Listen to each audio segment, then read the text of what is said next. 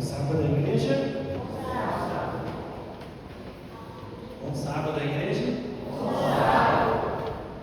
Parece que vocês descansaram um pouco, né? Não dormiram bem. Essa noite estava muito quente. Foi difícil. Essa semana dormir? Essa semana foi complicada, né, gente? Bastante. Fez um calor bem grande, né? Mas as festas, né? Recebe parente, amigos, né? Vai passando os horários, aquela conversa que não termina, né? Mas que bom que você encontrou um tempo para estar aqui, né? Junto de Deus, agradecemos a Deus por todo esse ano que Ele nos concedeu. E em nome aqui da Igreja da Independência, eu quero agradecer aí, nós temos bastante amigos aqui que estão presentes, que não costumam, né, congregar aqui conosco. Se sintam muito bem-vindos, viu? Se sintam acolhidos aqui na nossa igreja. Que a paz do nosso Senhor Jesus Cristo possa estar aqui com vocês e estar também no lar de vocês, né? Que eu sei que muitos que estão viajando deixou lá os seus familiares para às vezes vir aqui ver outros familiares, né? Que Deus possa cuidar da sua casa, possa cuidar das suas coisas, né? E que Deus também possa abençoar o seu retorno, guardar você aí na sua viagem de volta, né? E enquanto você estiver aqui em Taubaté, sinta-se à vontade para estar frequentando aqui a nossa igreja. Você é muito bem-vindo, viu? Nossa, eu separei alguma parte da Bíblia para nós meditarmos nessa manhã, mas antes da gente começar a ler aqui, né, o verso da Bíblia, eu queria primeiro só pedir para vocês, assentados mesmo, vamos orar mais uma vez ao nosso Deus, pedir ao Espírito Santo que possa estar direcionando aí, né, a nossa leitura, possa abrir o nosso coração, os nossos ouvidos para a mensagem desta manhã, né? Então, como vocês estão aí mesmo assentados, só fechem os olhos, curvem as frontes, nós vamos falar mais uma vez com o nosso Deus. Nosso bom Deus, nosso querido Pai, Senhor, essa semana foi difícil para todos nós, né? Apesar de estarmos felizes por estarmos bem, mas a semana pode ter sido corrida para alguns tiveram algumas notícias tristes, alguns não puderam passar com o familiar, ou alguns de nós, Senhor Deus, talvez não passou o Natal da maneira como queria. Mas eu queria pedir ao Senhor, meu Pai, que mesmo com tantos pensamentos na nossa cabeça, queria pedir ao Senhor que silenciasse esses pensamentos, silenciasse esses sentimentos, para que a gente possa ouvir a voz do Teu Santo Espírito, Pai, e que seja ela que fale conosco nessa manhã. Pedimos também ao Senhor que ao abrirmos a Tua Santa Palavra, Senhor, abra nossos olhos e o nosso coração para a mensagem que o Senhor está falando para nós nesta manhã, Pai. Nos abençoa, Senhor. Traga seu Santo Espírito sobre o seu povo, derrama ele sobre nós, Pai. É o que lhe pedimos em nome de Jesus. Amém. Queria compartilhar uma situação, né, que eu passei a semana passada com a minha esposa. A Paty não pôde estar aqui, né, na igreja conosco hoje. Ela estava com muita dor, né, na lombar. Ontem ela esteve no hospital, tomou alguns medicamentos, aí o médico pediu para ela ficar de repouso, né? Mas na semana passada, ela tinha um médico em São José dos Campos. E aí, como todo bom brasileiro, né, gente? O médico estava marcado lá para as 8h30 da manhã. E aí ela falou: que hora que a gente deve sair de casa, né? Eu falei: não, vamos sair 7 horas. Porque a Dutra está meio de complicado. Quem está pegando esse trecho aí da Dutra, São José, Jacareí, está vendo que está meio difícil, né? E aí eu falei: não, vamos sair às 7, porque dá bastante tempo, né? 1h30 para chegar daqui em São José, é mais que suficiente, né? Mas aí tem aquele famoso, né? Diz que o brasileiro deixa as coisas tudo por última hora, né? Aí você levanta, aí já levanta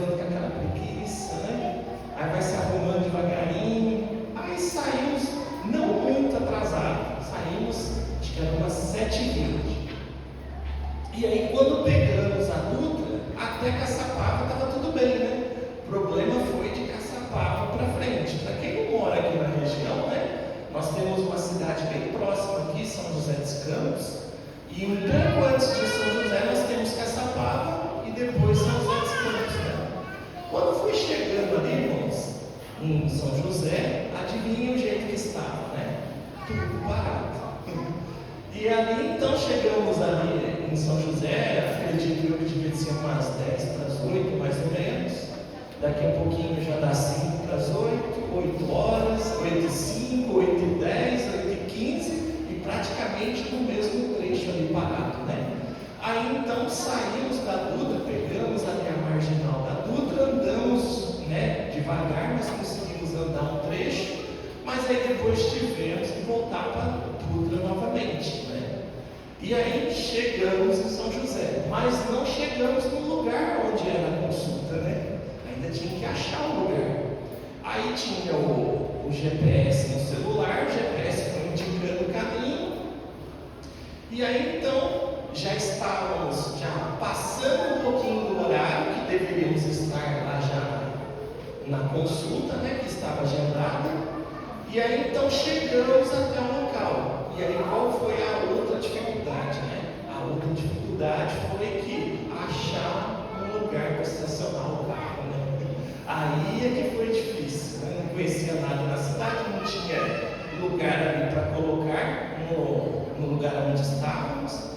E aí Deus abençoou que eu ergui os olhos e vi uma plaquinha minúscula lá dizendo do lado da onde era o prédio, onde ia ser a consulta, era uma casa, mas tinha uma plaquinha dizendo estacionamento. Aí a hora que eu entrei, vai ter que ser ali, né? E aí entramos, e aí tinha uma área lá que a pessoa deixava para colocar o carro ali para estacionar, né?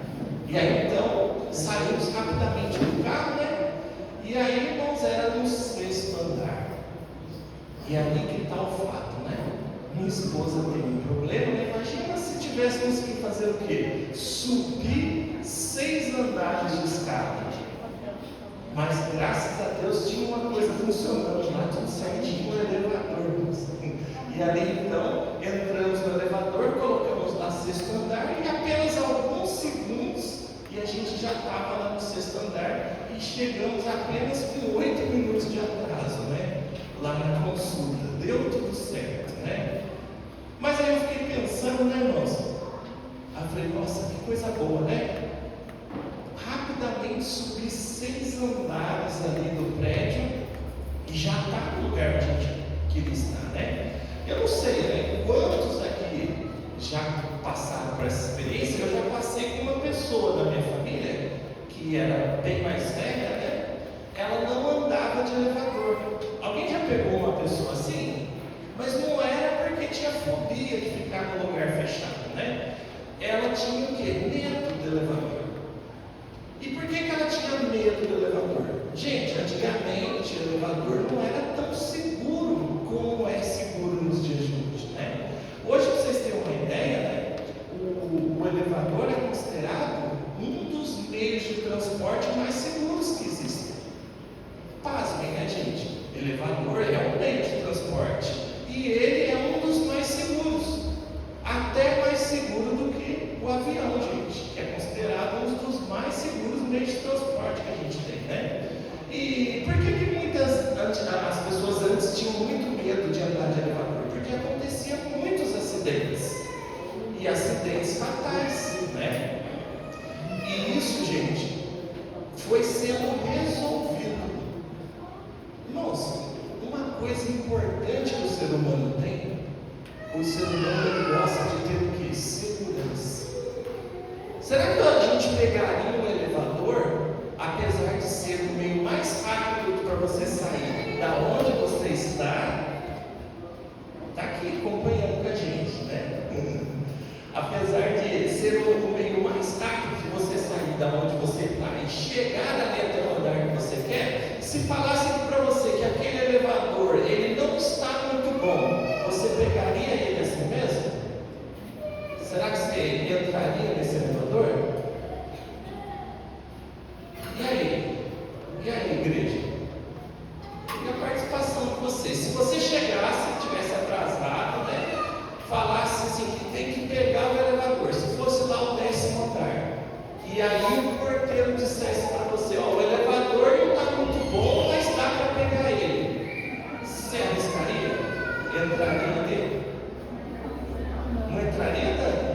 Não. Mas você está atrasada, você tem que chegar logo na consulta lá. Por que vocês não entrariam, gente? Porque a gente tem uma coisa dentro do nosso coração, a gente gosta de se sentir o quê? Seguro. Não é assim? A gente gosta de segurança, irmãos. E é por isso que hoje o elevador é tão seguro, né? Foi tendo aí várias, né, mudanças, vários padrões que o elevador tem que seguir, né? Para ser ali estabelecido. E isso se tornou um meio seguro para você andar. O carro é a mesma coisa. Né? Apesar de haver muitos acidentes de carro, né? Mas o carro é um meio seguro que nos transporta. Irmãos, nós gostamos de segurança. Mas você já reparou que aqui nessa terra, a todo momento a gente se depara com situações de quê? De insegurança. E insegurança gera o que na gente, irmãos? Se você entrasse naquele elevador que o porteiro falou que ele não é muito seguro, ele não é 100% confiável, na hora que ele dá aquele tranco para subir, isso gera o que na gente? Medo, ansiedade, estresse, né? Tantos sentimentos ali. Irmãos, depois da entrada do pecado nesse mundo, uma das coisas que nós começamos a sentir foi a insegurança. Não estamos mais sentindo aquele calor de Deus, aquela segurança, aquela paz, aquela confiança que tínhamos em Deus. O pecado faz isso conosco. Então, toda vez que você está num ambiente que te causa uma insegurança, automaticamente vai te trazer alguns sentimentos ruins. E por mais que você seja cristão, por mais que você confie em Deus, conheça a palavra de Deus, né? Você vai passar por isso, pelo medo, pela desconfiança, pela insegurança. E tem uma história na Bíblia. Essa história eu acho ela muito interessante, porque bem depois que, como a gente estudou aí na lição da escola sabatina, o povo se estabeleceu na terra de Canaã, né? E aí então, depois passado, eu não sei dizer, tá bom, quanto tempo depois, o livro desse personagem, né? Ele vem contando uma história que o povo já estava estabelecido lá na terra de Canaã. Eles já tinham ali, né, os seus hábitos, né, os seus costumes, estavam vivendo ali.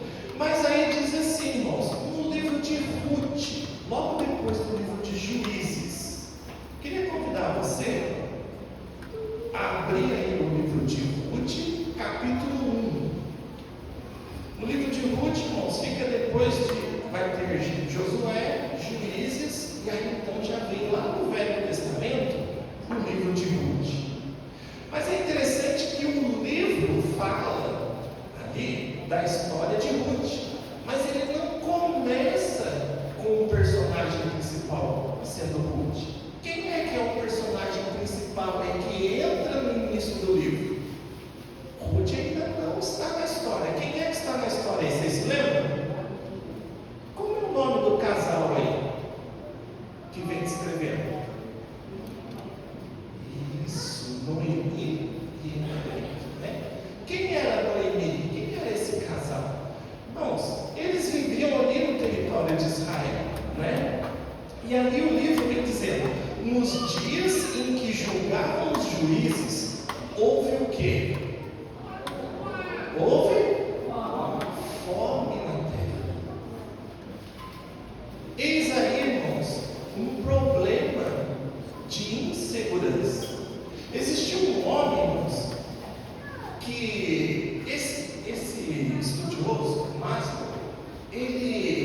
ele era dono, né, ele tinha fábricas, né, empresas, mas ele era um estudioso do comportamento humano.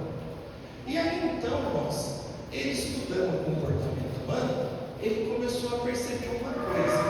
E aí ele criou, né, que a gente chama da sua teoria lá, a respeito de que o ser humano, ele tem alguns princípios básicos ali, algumas coisas que tem que ser básicas para ele viver. Então, vamos dizer, um básico para um ser humano viver: ele tem que ter comida, tem que ter água, não é assim? Ele tem que ter vestimenta, ele tem que ter uma casa, né? Um lugar para ele ficar, né? E ele começou a perceber que quando não tem esses princípios básicos, né, isso gera insegurança. E aí é lógico, irmãos, isso daí ele estava desenvolvendo essa teoria não no sentido de fazer o ser humano se sentir melhor, mas ele começou a perceber que quanto mais a pessoa tinha essas necessidades básicas atendidas, ela trabalhava melhor. Ele estava pensando, lógico, no todo, né? E ele começou a ver, se o ser humano ele tem aonde morar, e ele vai trabalhar mais feliz, vai render mais no serviço. Se ele trabalhando ali com o estômago cheio, ele também vai trabalhar melhor, né? Mas isso que ele veio falando, a Bíblia também já vinha falando há muito tempo disso, mas ele colocou de uma outra forma. Veja só, ali no livro de Ruth diz que aquele casal que morava ali no território de Canaã, né, eles passam por um período ali de insegurança, porque o que aconteceu ali, aonde eles moravam? Houve o quê? Uma fome, né? Então, houve uma fome ali na terra. Essa fome, gente, poderia ser causada, por exemplo, por uma seca. Um período que não choveu, as colheitas ali não foram como esperado, o mato não cresce, o gado não come, não dá o leite, não dá as outras coisas que precisavam, e ali então eles estavam numa situação difícil. E aqui diz, irmãos, e aqui diz que eles saem de Belém, de Judá, e resolvem ir para uma outra terra. E eles vão para onde? Terra de Moabe. Agora, irmãos, por que eles se mudam para Moabe? Qual que é o motivo disso? Por que às vezes você sai de onde você está, que não está legal, aconteceu algumas coisas, e você vai para um outro lugar, para uma outra cidade? Por quê? Estava com uma esperança, né? Uma esperança de algo na vida melhor. Estavam inseguros ali. Falou, vamos para lá, para a terra de Moabe, que lá, quem sabe, a gente vai ter o quê? Uma vida melhor. A gente vai ter aí a segurança alimentar satisfeita. Vamos ter uma casa, vamos poder criar nossos filhos, criar nossos animais, né? E ali nasceu o quê? Uma esperança. E eles foram para lá.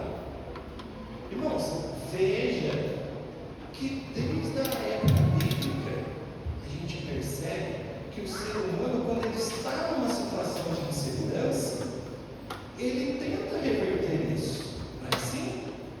E como é que ele tenta reverter isso? Da maneira como ele pode. Será que foi só Noemi, que passou por isso?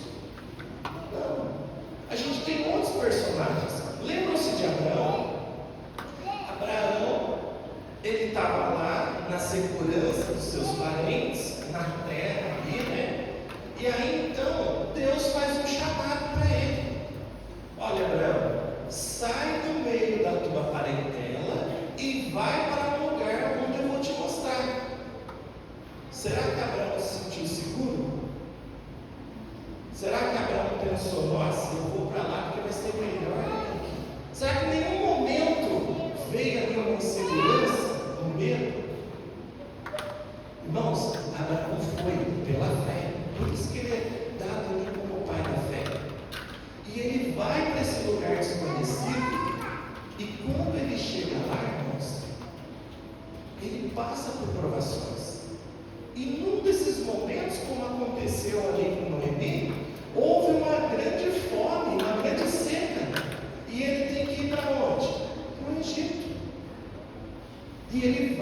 Egito em busca ali de ter a sua segurança novamente, de ter suas necessidades básicas atendidas. E vai numa esperança. E as coisas dão certo lá, irmãos. Por uma prioridade, mas depois tem problemas. As coisas deram sempre certo para Noemi e seu esposo lá na terra de Moabe. Por um tempo, mas depois houve problemas lá também. A gente tem um outro personagem também na Bíblia que passa por um momento muito grande de insegurança. Estava ali na segurança dos seus pais, né? Mas ele queria algo que não pertencia a ele. Jacó, ele queria muito a bênção do seu pai, e a bênção ia para Esaú, e eles ali armam um plano, né, junto com a sua mãe, para pegar a bênção ali que Isaac haveria de dar, enganam seu pai, e de repente as coisas não deram certo, e as coisas, o clima dentro da casa vai ficando pesado, e chega uma hora, a mãe ali então de Jacó acha melhor mandar o filho lá para a terra dos seus parentes, de Labão. Veja que agora então Jacó o que tem que fazer? Sair da segurança da casa dos seus pais e ir para um lugar o quê? Desconhecido. Por que eu estou falando essas histórias para vocês? Por que eu estou comentando com vocês essas passagens bíblicas? Porque, irmãos, diz para mim uma notícia esse ano que te causou ali um conforto, te deixou bem. Você assistiu alguma dessa notícia no noticiário esse ano? Teve um momento aí do salário mínimo recentemente, né? Mas você ficou mais tranquilo com isso? Com a notícia do aumento do salário? Não. Gente, infelizmente, a insegurança vai continuar. Não é porque nós estamos chegando no fim dos tempos, irmãos. Vocês estão vendo, desde que o pecado entrou no mundo, isso se tornou presente na vida nossa. A insegurança, seja com o alimento, seja pela sua vida, pela sua integridade física e emocional, seja pela sua casa, pelo seu trabalho, pela segurança ali da sua família. E isso passou a ser algo que a gente começou a ter que conviver. Mas, irmãos, aqui nessa terra, esperarmos apenas, né, de decisões nossas ou de atitudes de outro ser humano para nos devolver a segurança, isso é muito vazio. E qual é a melhor forma de vencermos esses problemas que nos trazem insegurança? É exatamente como Jacó fez, irmãos. Como Ruth e Noemi fizeram, como Abraão também fez. Fizeram um concerto com Deus, uma aliança com Deus. Jacó ali naquele seu momento pior em que tinha que ter certeza, não sabia o que haveria de acontecer com ele faz o quê? Um concerto com Deus. E ele tem uma visão do quê? De uma escada. Num sonho ele tem uma visão de uma escada onde os anjos lá do céu vêm até onde? Até aqui, onde estamos. É a providência de Deus sempre chegando ao homem. Irmãos, Noemi, ela toma essa decisão de ir para a terra de Moabe. Eu não vou me delongar muito aqui na história de Ruth, mas se você quiser depois, você pode na sua casa ler ali o livro de Ruth. É um livro curto, mas que tem lições muito importantes para nós. Noemi perde o seu esposo, perde os seus filhos, e a vida traz tanta insegurança para ela, e a vida é tão dura ali com ela, que ela diz que não quer mais ser chamada pelo quê? Pelo seu nome. E ela diz que a vida dela agora tornou-se o quê? Em amargura. Veja que essas inseguranças, esses problemas, eles mexem tanto com a gente, que chegam alguns momentos, como a gente vê descritos na Bíblia, alguns chegam a amaldiçoar o dia do seu nascimento. E ali então, Noemi resolve voltar para a sua terra natal. E quando eles voltam, o problema é resolvido? Não. Eles passam ainda por muitos problemas. Mas Deus estava com eles. Deus estava abençoando eles. Jacó vai até o seu tio, e ali então ele lhe oferece um lugar para ele ficar. E ali começa uma história triste, irmãos, em que Labão engana Jacó, Jacó é enganado pelas suas mulheres, pelos seus filhos, depois ele também engana, e a gente vê todo ali, aquele contexto da vida de Jacó, ele tentando dar um jeito de sanar esses problemas de insegurança, de sanar os seus problemas, mas com as suas próprias o quê? Forças. Até que chega um momento, irmãos, que a vida sempre vai colocar a gente naquele momento em que você vê que não adianta você usar o seu jeitinho brasileiro, não adianta você usar as suas próprias forças, o seu trabalho, o seu dinheiro, a sua influência, que você sempre vai se deparar com um problema que você não consegue resolver.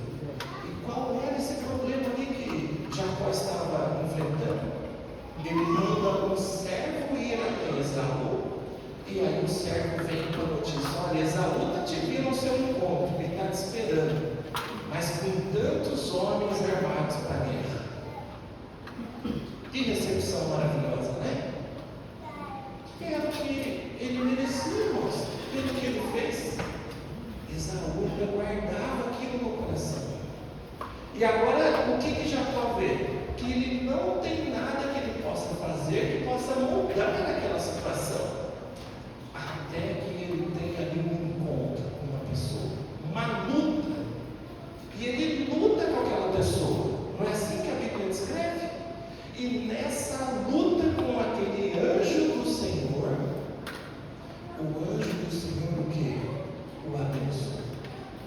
Lhe dá a bênção que ele tanto aguardava, que ele tanto queria. E agora a promessa daquele anjo é a mesma, só que agora ele começa a crer. E a promessa que ele tinha pedido lá no passado: olha, Senhor, eu estou indo para essa terra, se o Senhor não deixar faltar um pão para mim, não deixar faltar a vestimenta, enquanto o Senhor estiver comigo, eu vou ser ali com o Senhor. E ele reafirma aquilo dali. E agora o próprio anjo do Senhor, o próprio Deus, está ali para afirmar que está com ele. Irmãos, Noemi volta da terra de Moab. Agora eles foram com uma esperança de uma vida melhor e voltam agora para o mesmo lugar. Só que ela volta sem o marido e sem os filhos. Mas ela não volta sozinha. Ela volta com uma nora que ainda vendo todo o sofrimento, toda a amargura que Noemi estava passando, mas ela decide seguir quem? O Deus de Noemi. E ela diz: olha, onde você for, eu vou. O seu Deus é o quê? O meu Deus. E eles voltam lá, e Deus começa a operar o quê? Um milagre. E como é que esse milagre é operado? Deus suscita ali um resgatador. Sabe, irmãos, quando a gente passa uma situação em que a nossa integridade, a nossa segurança, ela está em jogo ali, não tem como não ficar desesperado, não tem como não ficar com medo. Mas é nesse momento que Deus ergue a sua mão, e Deus ajuda você e eu a passar por aquilo. E as pessoas, quando veem aquele livramento de Deus na sua vida, elas começam a perceber que, apesar de você não ter tido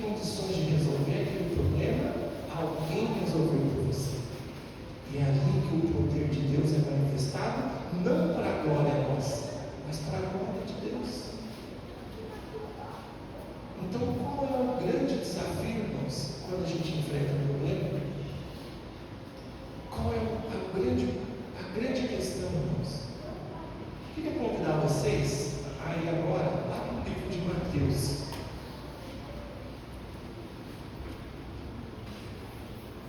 Esse relato, ele está no livro de Lucas também, mas eu gosto muito do livro de Mateus, porque, irmãos, Cristo é o nosso Criador.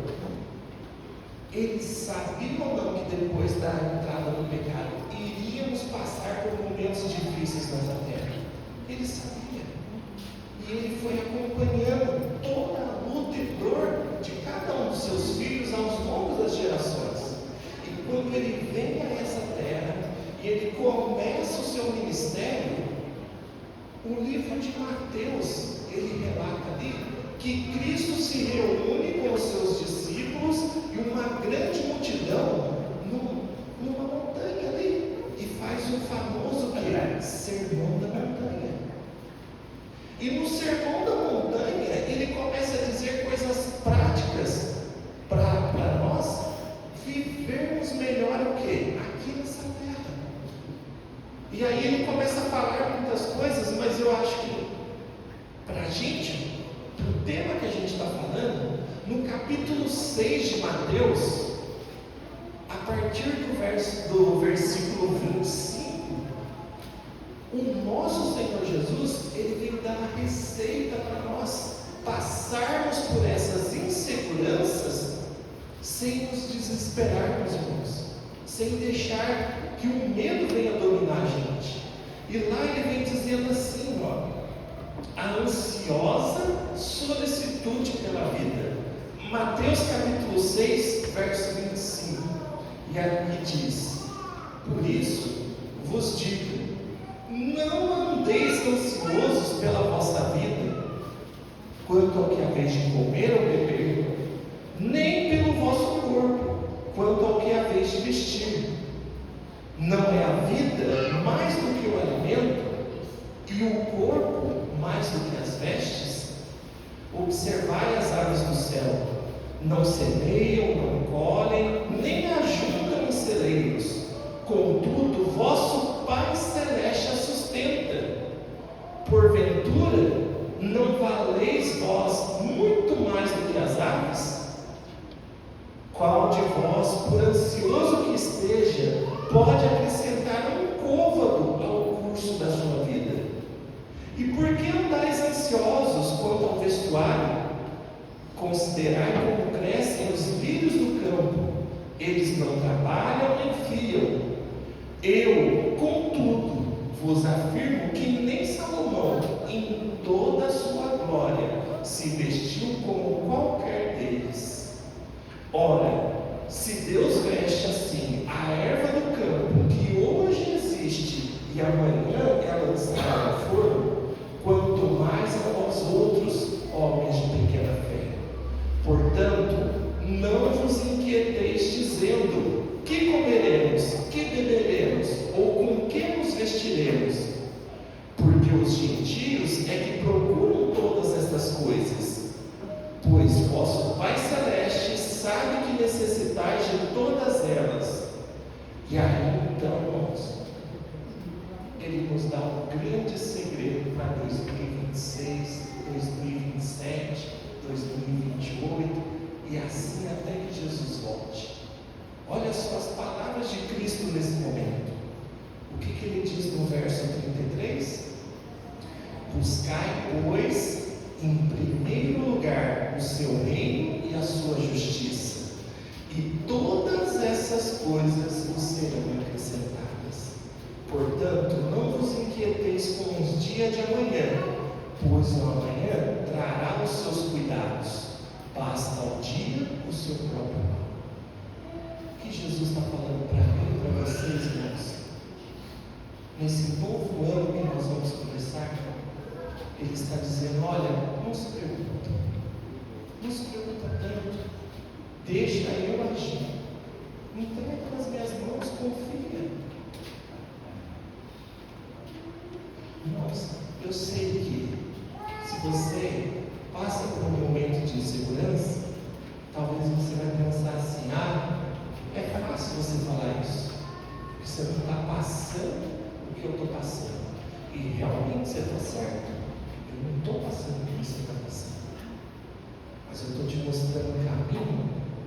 de alguém que passou pelo que você passou e muito mais. E as palavras não são minhas. Vocês viram aqui, ó. É as palavras do nosso Deus. Esse ano eu passei alguns momentos, irmãos, muito difícil, que ali me abalou muito.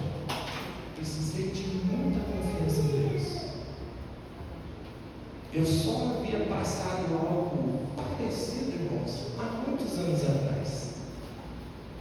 Imagina, para mim, um bichinho do mato, morava numa cidade pequena, em Minas Gerais, uma cidade onde eu ia para o centro da cidade a pé, voltava a pé, ia para a escola todo dia a pé, voltava a pé, não tinha problema nenhum. Cidade pequena, todo mundo conhece todo mundo, né? De repente, quando a minha mãe faleceu, eu fiquei para uma cidade como Taubaté, uma família nova. E num dia eu estava nessa cidade, enterrei a minha mãe, e no outro dia, no mesmo dia à tarde, já estava em Taubaté, uma nova família, um pai que eu não conhecia, e tantos desafios. E assim foi. E cada vez um novo desafio. Irmãos, a melhor coisa que aconteceu comigo foi quando eu conheci a Cristo. Eu já conhecia, mas não tinha tido ainda essa força de vontade de seguir os caminhos de Deus. Se você me perguntar, Diego, tem sido fácil? Não. Está sendo muito difícil. Mas eu confesso aos irmãos, é muito melhor a gente passar um desafio, uma insegurança, crendo que o Senhor está conosco e vai nos dar algo melhor, mesmo que não seja aqui nessa terra, mas Ele vai nos dar quando Ele voltar. Isso nos dá força, irmãos. Esse ano a gente viu uma coisa muito triste.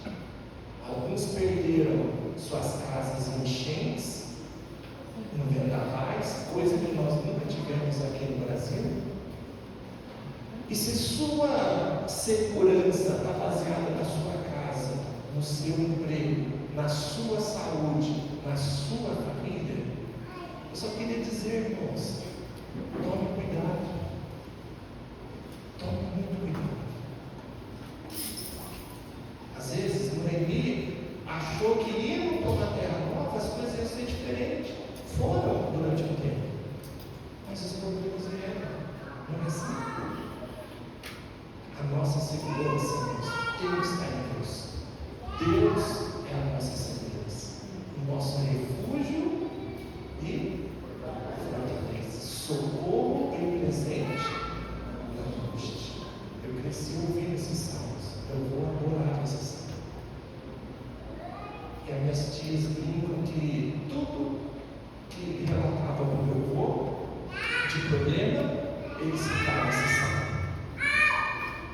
Se estava uma dor de barriga, ele citava esse salmo. Se estava desempregado, ele citava esse salmo. Se estava com medo, ele citava esse salmo. E hoje eu entendo por que era tão especial para o meu avô esse salmo. Porque Deus é o nosso Senhor. É Ele que nos socorre das nossas inseguranças. Irmãos, eu desejo no fundo do meu coração que o ano de 2026 seja um ano de grandes bênçãos e realizações na sua vida. Mas eu desejo muito mais que em 2026 você esteja indo mais perto de Cristo, e mais comunhão, mais fé nele, e você descanse no Senhor. E como diz aquele hino, não pode cair no mundo, estou em paz. É isso que a gente vai precisar, irmãos. Estarmos em paz com nós mesmos. Deus possa abençoar bastante vocês. Nesse momento, irmãos, a gente vai ouvir uma mensagem com a Dani. Ela vai cantar um hino para nós. Eu queria pedir uma coisa para você. Se você deseja que 2026 ele seja diferente, mas não no sentido de realizações materiais, sentido de você estar mais perto de Deus, no sentido de você estar mais conectado com Deus e crendo e tendo mais fé nas promessas de Deus. Eu vou pedir que você se fique de pé. E depois desse hino, irmãos, nós vamos orar a Deus. Nós vamos pedir as bênçãos de Deus. Eu não vou pedir bênçãos materiais, irmãos, porque vocês leram aqui, não foi minhas palavras, mas vocês leram aqui em Mateus. Deus vai dar tudo o que nós precisamos. Nós não devemos ficar ansiosos. A única coisa que devemos estarmos mesmo, irmãos, é confiantes que estamos a cada dia de 2026 conectados na videira verdadeira. Essa deve ser a nossa preocupação. A Larissa vai cantar e depois nós vamos orar e nos despedir. E antes de você ir embora, dá um abraço no seu irmão e fala para ele que você quer ver ele no céu. Em 2026 nós queremos estarmos mais juntos com Deus, que Deus possa assim nos permitir. Esse louvor que ele cantar agora fala que Deus está no controle de tudo, que devemos sempre confiar nele, porque a vontade dele sempre é melhor para nós, né? Então convido os irmãos que conhecem esse louvor a cantarmos juntos.